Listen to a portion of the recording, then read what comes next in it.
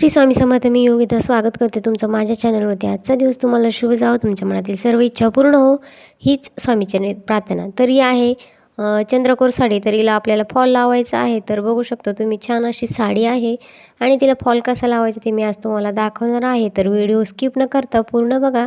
आणि चला आता आहे ना, मी जे पदर आहे ना त्याचे जे साईडचं काठ आहे तो व्यवस्थित असं सरळ कापून घेते. तर नाही तर साडीला कोस वगैरे असलं किंवा या असे दोरे निघालेले असले ना, तर आपला पिको आहे ना तो व्यवस्थित येत नाही. तर असं छान असं मी ना त्याला सरळ व्यवस्थित कापून घेते.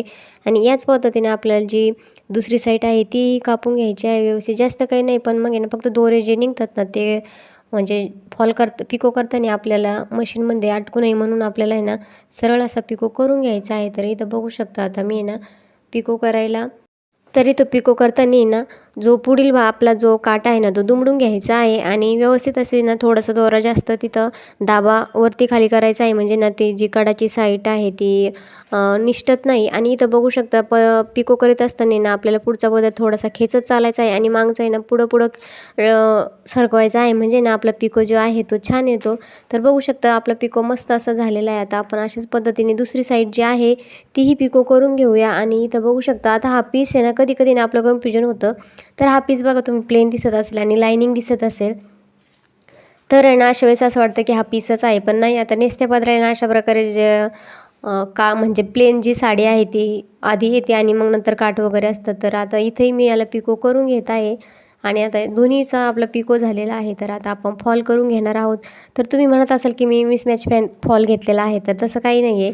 तर आपण काठावरती मॅच फॉल घेतलेला आहे. तर कधी कधी असं पण वाटतं की हा घेऊ की नको तो घेऊ, काठावरती मॅच घ्यावा की साडीवरती मॅच घ्यावा, हा पण कधी कधी प्रश्न पडतो. तर आहे ना मी काठावरतीच मॅच घ्यायचा आहे, कारण दोरा बदलायला आपलं जास्त काही होत नाही.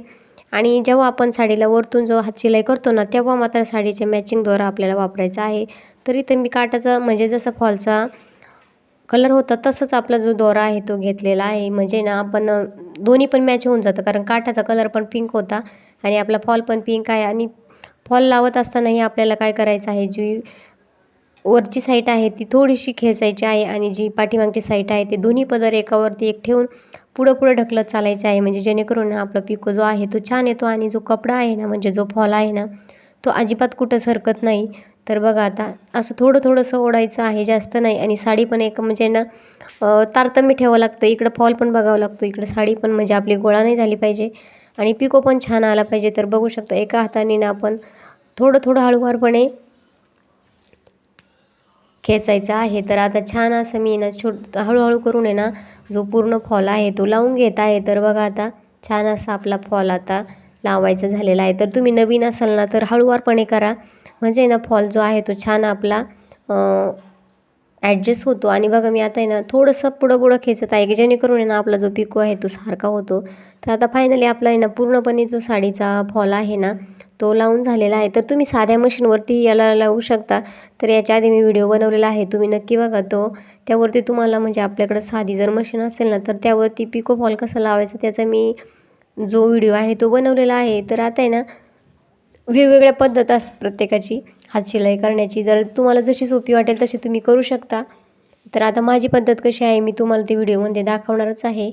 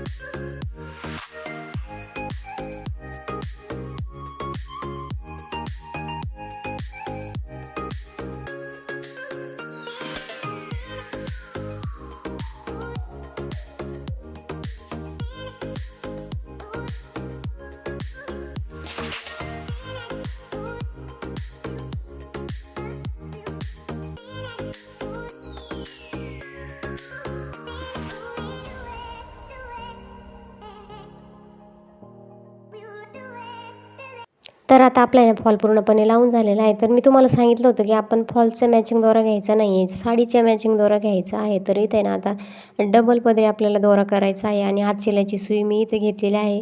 तर याच्या आधीच्या व्हिडिओमध्ये मी दाखवलेलं आहे की सुई कोणती आणि कशाप्रकारे असते ती. तर बघा इथं बारीकशी सुई आहे.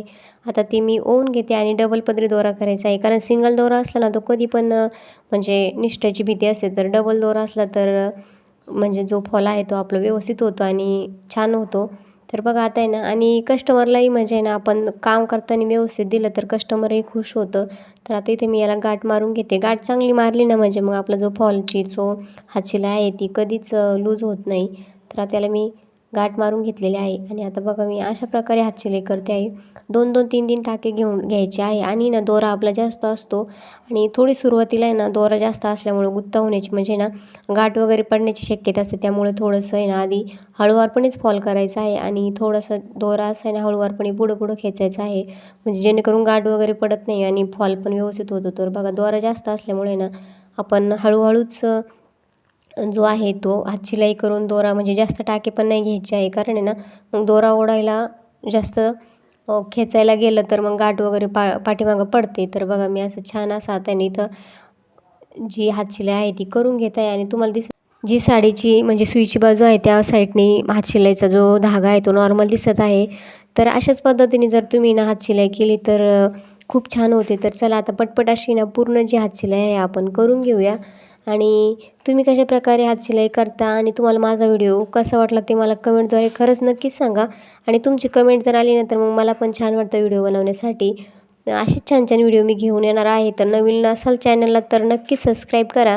तर चला आता आहे ना पटपट अशी आपण हातशिलाई करून घेऊया. आणि जेव्हा आपण आहे ना शेवटच्या टोकाला येतो ना तेव्हा मात्र काळजी घ्यायची असते, कारण कसं आहे ना तिथं गाठ वगैरे आपण जर व्यवस्थित म्हणजे मारली नाही तर आहे ना दोरा निसटण्याची भीती असते. तर त्यामुळे तिथं आल्यानंतर आहे ना आपल्याला गाठ वगैरे व्यवस्थित मारायची आहे.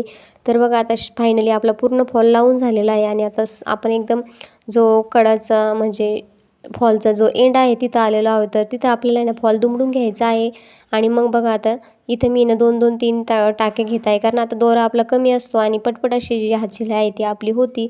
तर इथं बघा आधी मी ना तिरपे टाके घेत होते आणि इथं आता सरळ घेत आहे, कारण आपण एकदम म्हणजे जे कड आहे साईडची फॉलची तिथं आल्यामुळं तो जो दुमडलेला भाग आहे तोही शिवून गेला पाहिजे, म्हणून त्यामुळे आहे ना मी अशा प्रकारे इथे आहे ना टाके घालून घेत आहे. आणि शेवट आल्यानंतर गाठ व्यवस्थित अशी पॅक करायची आहे, जेणेकरून ती सुटणार नाही अशी. तर बघा आता छान असा आपला फॉल लावून झालेला आहे आणि अशा प्रकारे इथं गाठ देऊन घ्यायची आहे. 1 ते 2 वेळेस मी आता बघा गाठ देत आहे आणि ती गाठ आहे ना दिसत पण नाही.